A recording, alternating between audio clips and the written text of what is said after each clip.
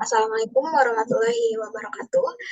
Saya Wiwin Lutfian, PM 215020004, Prodi Pendidikan Ekonomi, kelas A, Universitas Pasundan. Presentasi hari ini atau kali ini saya buat untuk memenuhi ujian lisan program pengenalan lingkungan persekolahan 1 dengan dosen pembimbing Bapak Agus Dede Anggiana. Baik,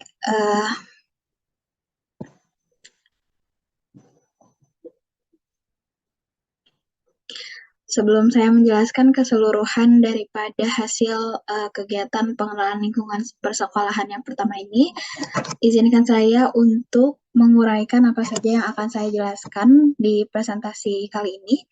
Yang pertama ada karakteristik sekolah, lalu ada struktur organisasi dan tata kerja, lalu ada pelaksanaan kegiatan persekolahan, dilanjutkan ada tata tertib sekolah, lalu ada suasana sekolah, dan yang terakhir ada kokurikuler serta ekstrakurikuler.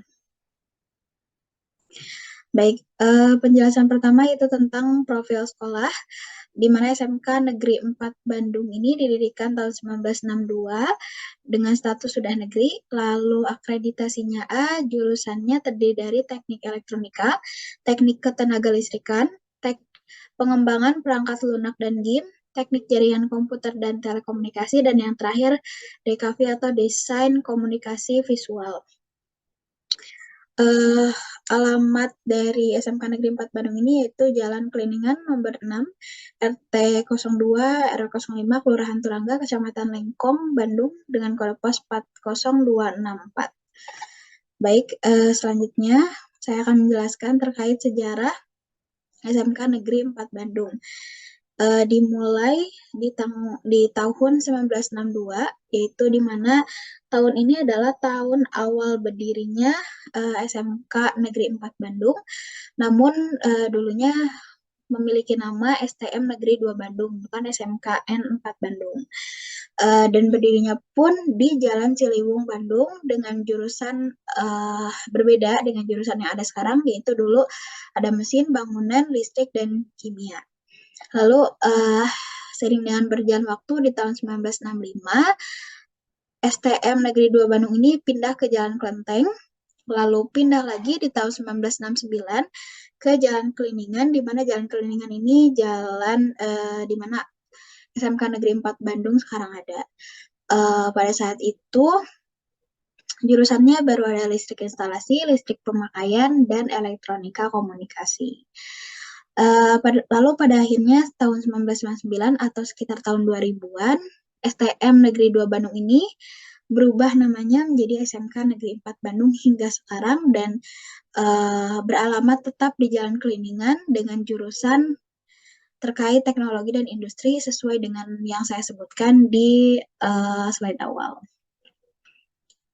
Baik, selanjutnya saya akan menjelaskan terkait visi misi SMK Negeri 4 Bandung ini. Visinya itu mewujudkan lulusan yang berkarakter, kompeten, dan berdaya saing global.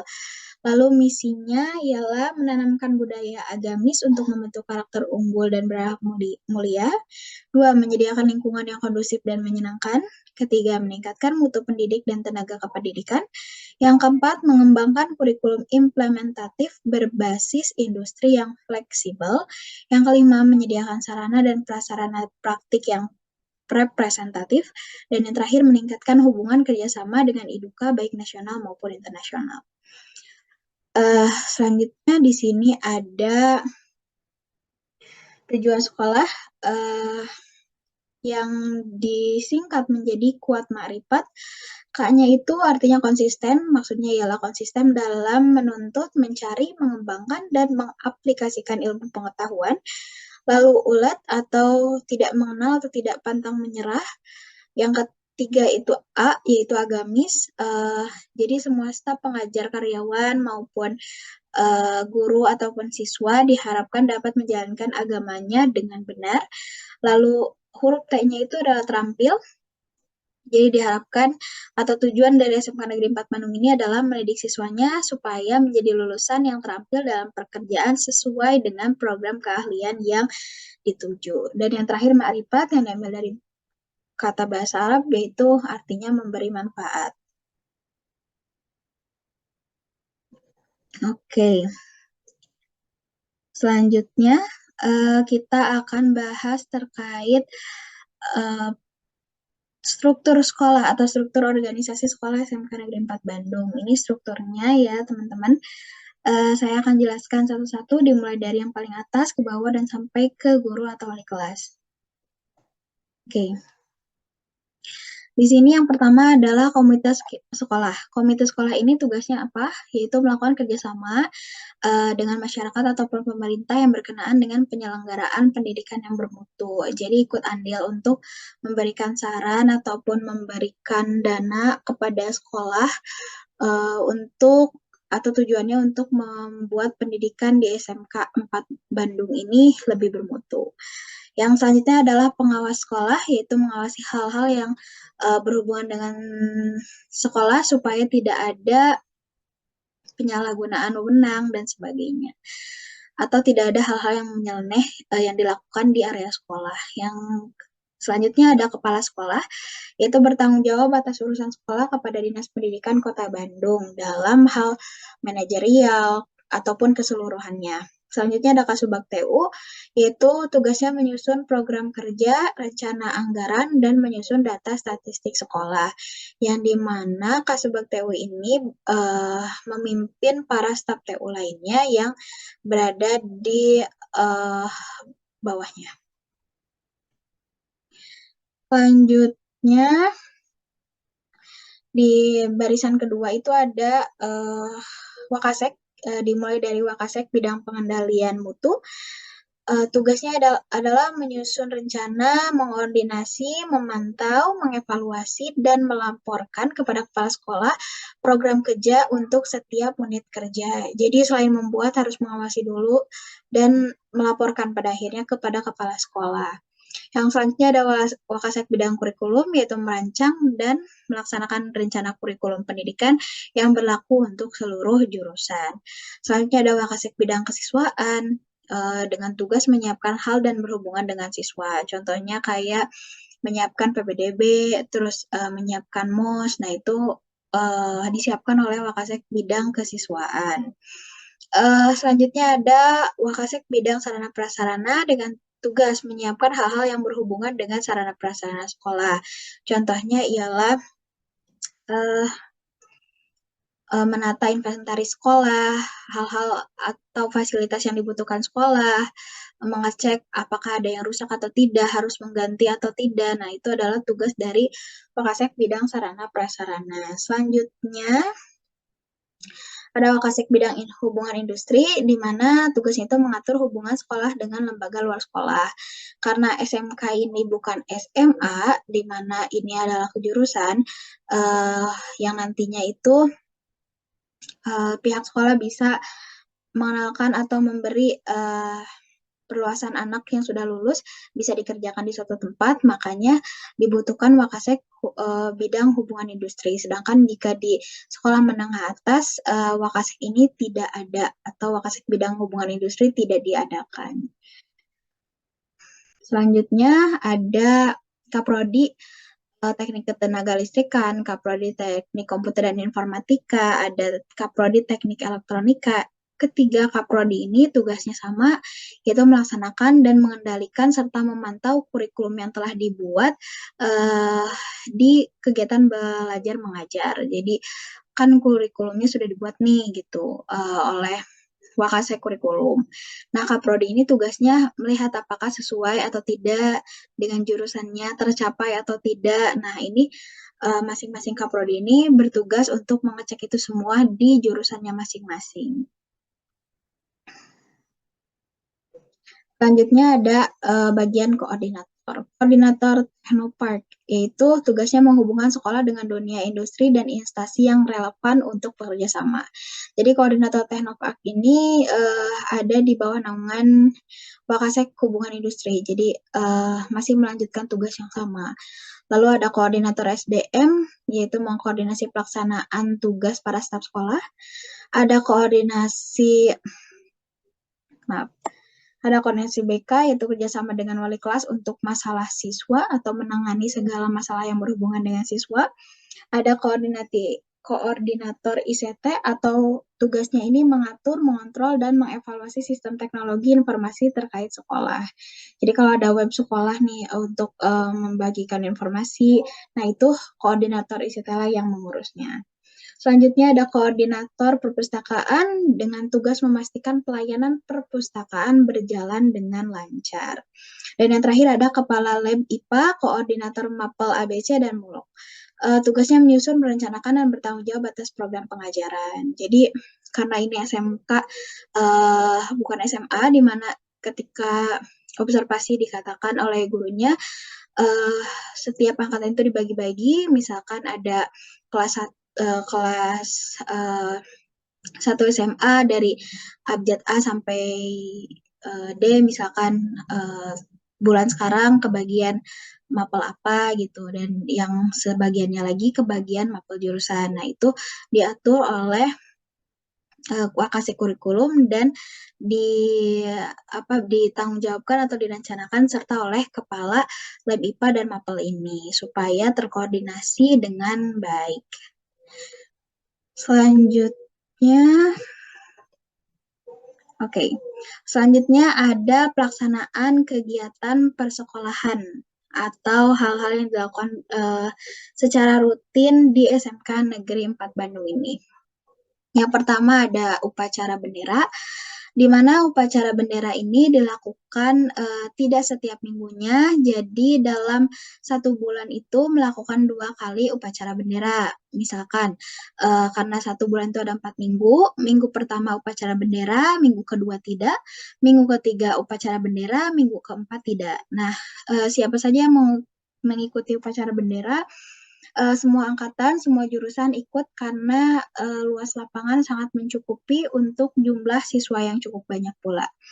Selanjutnya ada perwalian. Nah, perwalian ini melengkapi minggu-minggu yang tidak dilakukan upacara bendera. Jadi tadi minggu pertama upacara bendera, minggu kedua perwalian, minggu ketiga upacara bendera, minggu keempat perwalian. Jadi di adanya kegiatan yang selang-seling. Jadi tidak selalu dilakukan upacara bendera. Selanjutnya ada piket. Piket ini tuh secara tidak langsung mengharuskan setiap siswa di kelasnya mempunyai jadwal piket untuk kebersihan kelas, dan nanti di akhir kegiatan pembelajaran setiap harinya ada petugas kebersihan pihak sekolah juga yang mengecek apakah ruang kelasnya sudah bersih atau tidak. Lalu ada habituasi duha atau kegiatan rutinan sholat duha di hari Rabu yang bisa dilakukan di lapangan secara serentak ataupun di masjid sekolah dengan kegiatan seperti sholat duha, lalu mendengarkan ceramah, yang ceramahnya di mana bisa berasal dari guru-gurunya atau pihak luar ataupun bahkan muridnya yang menyampaikan ceramah secara langsung kepada rekan-rekannya. Selanjutnya ada kegiatan sholat zuhur, di mana karena ini kelasnya dari pagi ke siang, jadi sholat zuhur ini biasanya dilakukan di masjid sekolah secara bergantian jika jumlah siswa lebih banyak dan kapasitas masjid kurang mencukupi. Selanjutnya ada sholat Jumat. Nah, sholat Jumat ini karena kapasitas masjid yang tidak terlalu besar, biasanya diadakan rolling atau misalkan minggu pertama itu yang sholat Jumat di sekolah itu misalkan angkatan kelas 10, lalu minggu selanjutnya angkatan kelas 11, supaya bergantian sholatnya. Sholat Jumatnya di tiap minggu atau Jumat di minggu yang berbeda. Lalu ada kegiatan berdoa dan menyanyikan lagu, itu dimulai tiap awal kegiatan pembelajaran. Jadi sebelum belajar itu siswa diharuskan berdoa, lalu membaca surat-surat pendek, dan diakhiri dengan menyanyikan lagu Kebangsaan Indonesia Raya yang biasanya dipimpin baik oleh guru yang masuk di jam pertama maupun oleh ketua murid yang ada di kelasnya. Yang terakhir ada kegiatan persekolahan Smartren Ramadan, yaitu seperti pesantren kilat yang diadakan khusus di bulan Ramadan. Kegiatannya sama kayak baca Quran, terus mendengarkan ceramah, dan sebagainya. Oke, selanjutnya kita akan bahas terkait tata tertib dan sanksi di sekolah, yaitu SMK Negeri 4 Bandung. Tata tertib untuk siswa ada, tata tertib untuk guru pasti ada, dan stafnya juga ada. Namun, nilai minusnya di SMK Negeri 4 Bandung ini adalah baik tata tertib siswa, guru, ataupun staf itu tidak dipajang sama sekali di sekolah, sehingga kami atau saya pun ketika observasi tidak menemukan, namun ketika wawancara memang guru serta salah satu murid berkata, Kak, kalau tata tertib itu ada untuk guru dan staf itu sudah diberikan di awal, jadi mereka sudah tahu konsekuensinya apabila melanggar seperti datang terlambat kah atau semacamnya. Nah, siswa pun biasanya tata tertib ini diberikan ketika awal masuk sekolah. Jadi sudah diberi pengetahuan akan tata tertib, contoh kayak masuknya jam berapa, aturan baju, terus aturan sepatu, dan sebagainya. Lalu sanksinya seperti apa? Biasanya sanksi untuk siswa ini disesuaikan sesuai dengan pelanggarannya. Jika berat ya hukumannya jauh lebih berat, jika memang ringan mungkin hukumannya juga jauh lebih ringan. Lalu untuk guru dan staf biasanya berpengaruh pada pencairan gaji, bisa jadi gajinya berkurang, poinnya berkurang, ataupun pencairan gajinya yang lebih lama. Oke, selanjutnya kita akan bahas apa? Tadi tata tertib sudah saya jelaskan, kegiatan persekolahan sudah, struktur organisasi juga sudah. Kita akan menjelaskan terkait suasana sekolah. Oke. Di sini suasana sekolahnya kita lihat ya dari dokumentasi yang saya ambil bersama rekan-rekan saya, satu kelompok di kelompok observasi. Di bagian interaksi kita lihat suasana sekolah ya, di sekolah juga interaksi antara siswa maupun murid itu siswa dengan siswa, siswa dengan guru itu berjalan dengan baik, terlihat guru anak-anaknya menghormati gurunya, juga gurunya dengan anak muridnya juga terlihat dekat, tidak jauh, tidak seperti orang tidak saling kenal gitu. Dan suasana sosial akademik nih dia di luar kelas, dimulai dari kegiatan olahraga. Ketika kami datang ke sana cukup sangat-sangat kondusif, dan kebetulan waktu itu di hari pertama yang olahraga itu cuma satu kelas, jadi kita tidak bisa melihat apakah ketika kelas lain datang juga apakah keadaannya kondusif atau tidak, kita belum tahu. Namun di hari selanjutnya memang ada beberapa kelas yang melakukan kegiatan olahraga di lapangan dan itu pun berjalan dengan baik atau kondusif. Jadi sesuai dengan penuturan narasumber kami waktu itu, beliau berbicara bahwa jika ada satu atau dua kelas yang melakukan kegiatan olahraga di hari yang sama, di jam yang sama, biasanya yang memimpin kegiatan olahraganya itu guru yang sama juga. Jadi dipimpin oleh satu guru agar tidak terpecah belah gitu, atau sudah disusunlah dengan sedemikian baik. Kita lihat juga di foto paling kanan itu adalah sosial akademik di kantin ya.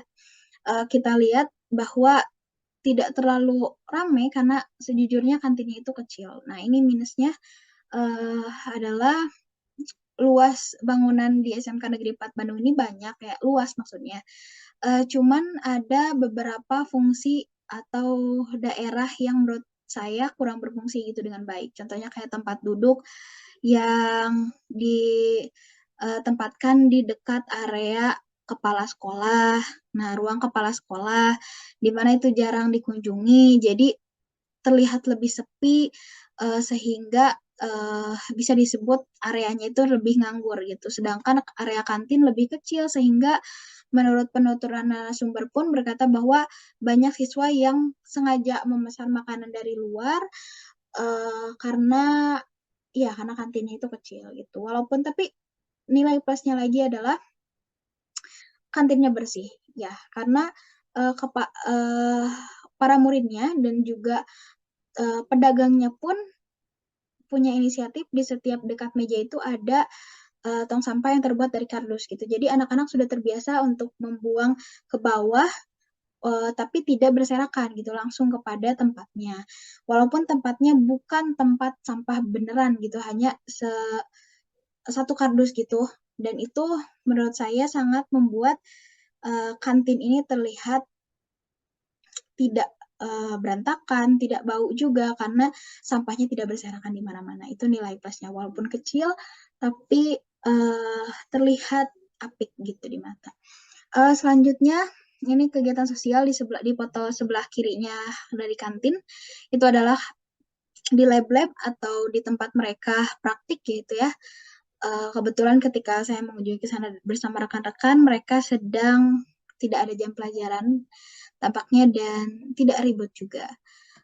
Sedangkan di area perpus memang perpus ini tidak terlalu besar ya, tapi memang rapi dan mungkin kendalanya yang dikatakan oleh salah satu guru dan pemimpin perpustakaannya ini memang perpustakaan di SMK Negeri 4 Bandung ini tidak terlalu ramai pengunjung gitu karena mereka pun mengusahakan siswa-siswanya agar datang atau rajin ke perpus gitu dengan iming-iming misalkan nilai Indonesianya lebih tinggi atau ditambahkan atau dikasih penghargaan lainnya gitu walaupun masih dalam batas wajar. Oke, di sebelah kiri ada tampilan di mana kami mengunjungi area bagian bengkel kalau bisa disebut. Jadi Bapak inilah yang bertugas untuk menyiapkan segala barang atau keperluan yang dibuatkan untuk praktik pada siswa gitu. Dan itu pun antara Bapak bengkelnya dengan siswanya juga sepertinya sudah sangat dekat gitu. Mereka tidak canggung ketika disuruh ini menyiapkan ini, semuanya bekerja dengan baik, bekerja sama dengan baik. Jadi interaksinya juga baik antara guru dengan guru, siswa dengan siswa, siswa dengan guru, siswa dengan petugas sekolah lainnya itu sangat-sangat apik dilihat. Selanjutnya ini suasana sekolah yang berhubungan dengan 3S dan 5K ya. Senyum salam sapa bisa kita rasakan ketika kita datang ke sana, guru-gurunya ramah, ketika kita nanya letak sekolah sebelah mana dan sebelah mana itu dijelaskan, malah kita diantar gitu. Terus ketika kita minta waktu untuk wawancara pun dikasih dengan sangat jelas gitu. Dan siswa-siswanya pun punya etika yang baik di sana. Lalu untuk kebersihannya, kita bisa lihatlah ya dari foto yang saya ambil ini, wilayah di SMK Negeri 4 Bandung ini asri karena ada banyak pohon, tidak sumpek, terus sampahnya tidak ada yang berceceran dimanapun, dan yang saya suka adalah di setiap sudut sekolah itu ada tong sampah dengan warna yang berbeda-beda. Itu artinya sudah bisa dipisahkan mana yang harus di tong sampah ini, mana yang di sini, mana yang di sini. Nah, itulah nilai plus juga yang menurut saya baik dilihat di SMK Negeri 4 Bandung ini. Lalu yang termasuk kedisiplinan, siswa-siswanya pun tidak bergerombol ketika jam pelajaran berlangsung, itu menurut saya termasuk ke dalam aspek kedisiplinan. Lalu di bagian kesehatan, menurut saya terjaga juga karena kalau lingkungan bersih, otomatis sekolah itu pun sehat gitu, terbebaslah dari penyakit. Selanjutnya dari segi keindahan kita tidak bisa menjelaskan lagi. Di salah satu foto ini saya ada ukiran lukisan yang dimana itu adalah lukisan yang digunakan untuk lomba yang dibuat oleh siswanya dan katanya menang gitu ya. Dan menurut saya itu sangat-sangat cocok dan bagus juga apalagi ditempatkan dekat kantin. Oke, selanjutnya saya akan menjelaskan terkait ekstrakurikuler.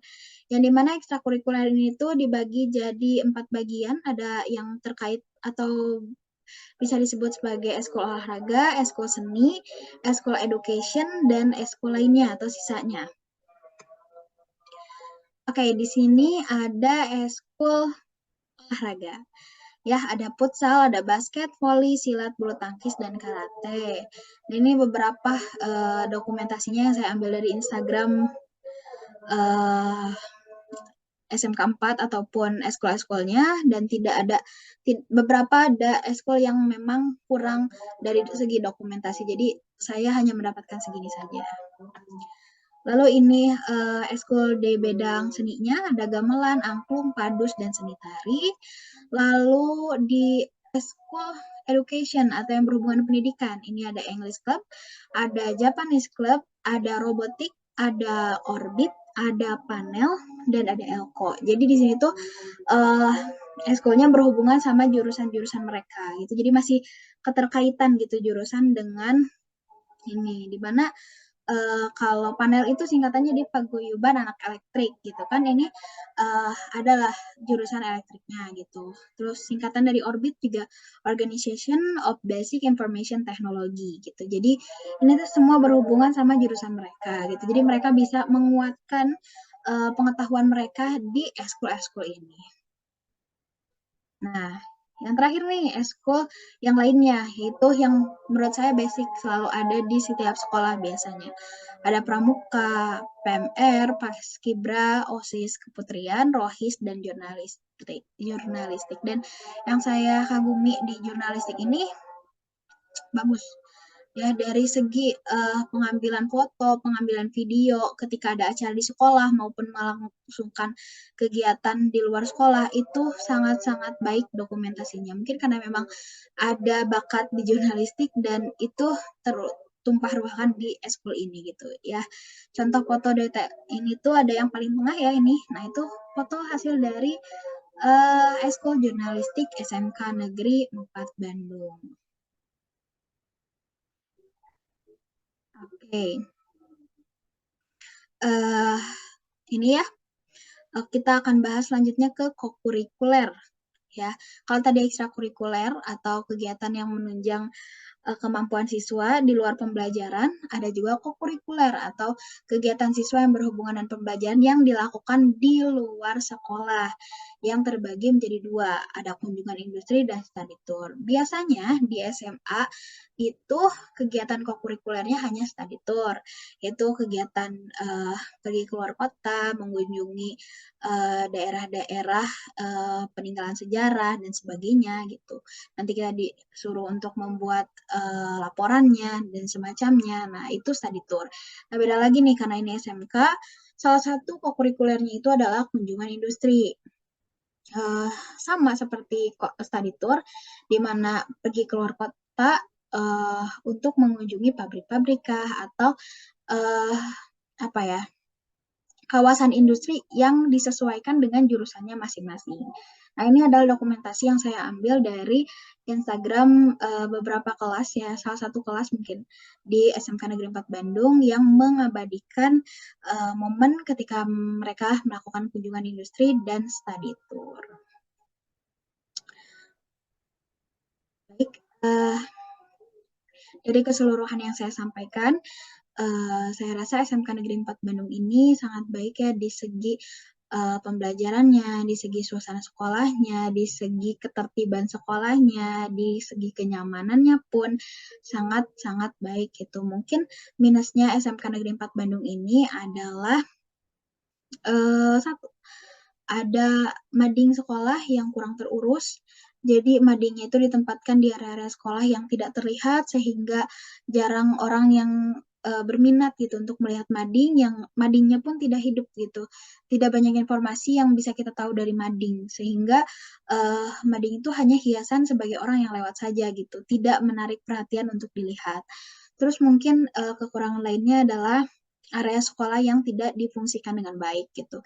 Memang area sekolah yang luas itu memang bagus gitu untuk penghijauan, tapi uh, it, jika tidak difungsikan dengan baik, ada beberapa wilayah atau daerah sekolah yang jadi kurang terlihat. Contohnya kayak ruang OSIS, ruang eskul lainnya gitu, yang berada di ujung belakang, yang sehingga ketika kita lewat tuh seperti kos-kosan gitu. Jadi seperti tidak terurus gitu. Padahal kalau pun posisinya tidak seperti itu, atau tidak tertutup salah satu bangunan, itu mungkin akan jauh terlihat lebih rapi gitu. Terus mungkin tata tertib sekolah yang untuk siswa pun lebih baik untuk dipajang gitu. Kenapa? Karena supaya secara tidak langsung nih membuat siswa itu sadar ketika tiap datang ke sekolah, mereka lihat tata tertib sekolah, mereka bacalah setidaknya tata tertib itu setiap hari sehingga mereka dapat jauh lebih sering mengerti dan jauh lebih sering hafal dengan tata tertib sekolahnya.